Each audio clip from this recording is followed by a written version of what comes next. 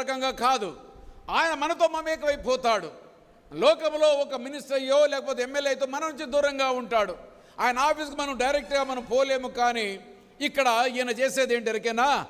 మనతో ఆయనతో మనము మమేకమైపోయి ఆయన మనతో జీవిస్తాడట, సహజీవనము చేస్తాడట. ఎంత గొప్ప భాగ్యమా! చదవమ్మా. వారాయన ప్రజలయ్యుందురు. మనమందరం కూడా ఎవరు ప్రజలము? We are the citizens of heaven and we belongs to the creator of the God.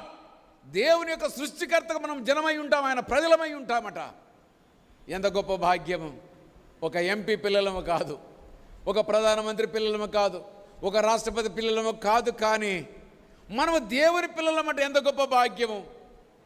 ఇదిగో నీవు భక్తిగా జీవించావా, శక్తి కలిగిన వాడుగా నీవు ఉన్నావా, దేవుని పరిచర్య చేయాలని కోరిక ఉందా, ఎగ్జాంపుల్గా మాదిరికరంగా సంఘంలో జీవించాలని కోరిక ఉందా, సమాజంలో ఎగ్జాంపుల్గా జీవించాలని కోరిక ఉందా?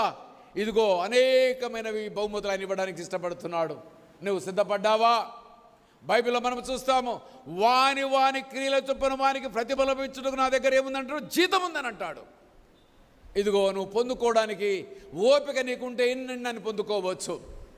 జ్ఞాపకం పెట్టుకోండి, మొదటిగా పౌరసత్వం తప్పనిసరిగా ఇస్తాడు, రెండవది నీ కొరకు ఇల్లు సిద్ధపాటు చేస్తాడు. కానీ మిగతా అన్నీ కూడా ఆప్షన్లే. నువ్వు పొందుకుంటేనే, నువ్వు కష్టపడితేనే, నువ్వు సాధించుకుంటేనే నీకు దొరికేటివి, అంతేగాని పుక్యానికి దొరికేటివి కాదు.